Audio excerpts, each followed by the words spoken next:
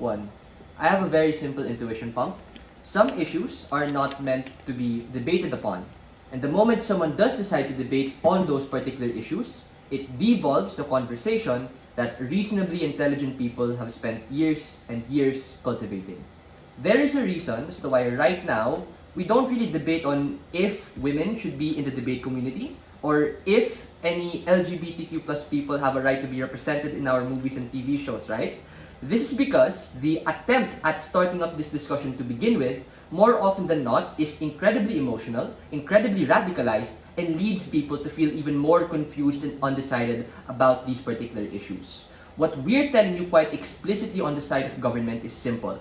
If we want to change discussions about climate change, if we want legitimate legislation that comes more frequently as opposed to once every 5 years, then maybe we should stop and kill all attempts at discrediting this issue and treating it as if it's not an important discussion to be had.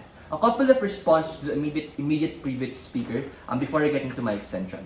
One, I don't think LO was fully charitable to the case that Joseph puts forth. Joseph doesn't just say that we're criminalizing it because they do slander. They literally advocate for action that inhibits negative change. I want to emphasize this point because the extent that LO clashes with us is only on slander and the principle of it being allowed or it having free speech, but none of the tangible and real actions that my partner put forth as the reaction to that utilization of freedom of speech. LO asks, number two, the question of incentive.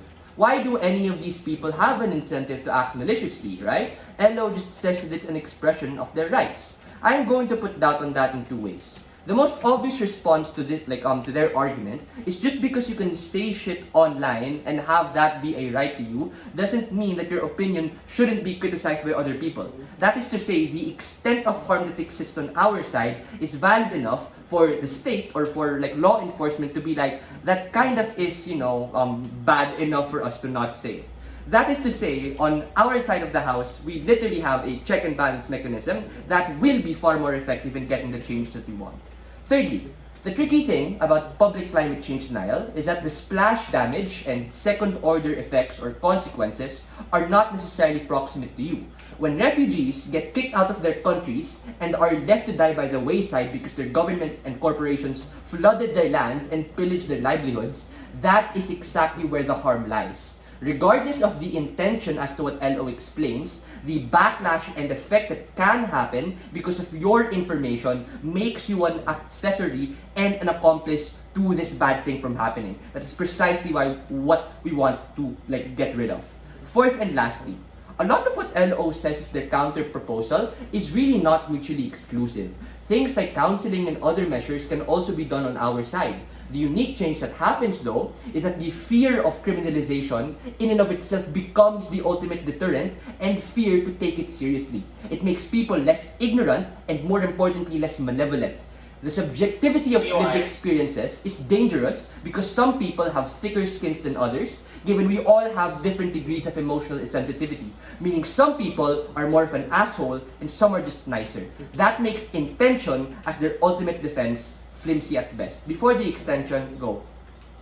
I mean, criminalizing it doesn't make their ideas go away. They're even further incentivized to put these in black market scenarios or in other areas that are able to do so, like in public areas, for example, or marites, which we would say is a more proximate harm. Thank you for that. That's literally what my extension is, right? What's the extension? Criminalizing public climate change denial allows for this issue to become less radicalized, meaning it allows for the right conversations to happen about how to deal with climate change and how to actually criticize it to a far greater effect than on opposition bench.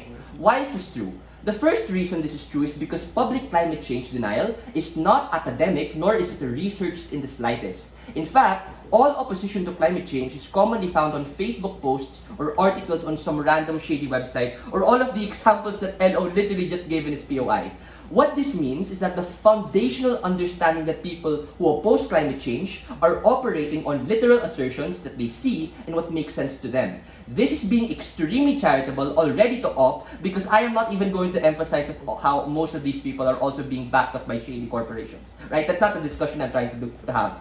This means that these posts are likely to be provocative, they're likely to elicit an emotional response, and they're likely to blow things out of proportional. All of their claims don't happen on their side. The second reason is on what happens absent public climate change, right?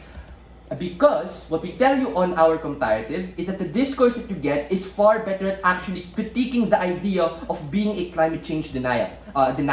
How? Because on our side of the house, every single critique of climate change takes away all of the radicalization and unnuanced perspective that currently exists on their side. Whenever you decide to critique something or some form of climate change or aspect of it, you need to back it up with scientific evidence and peer evaluation. That's how you literally write a dissertation or a paper.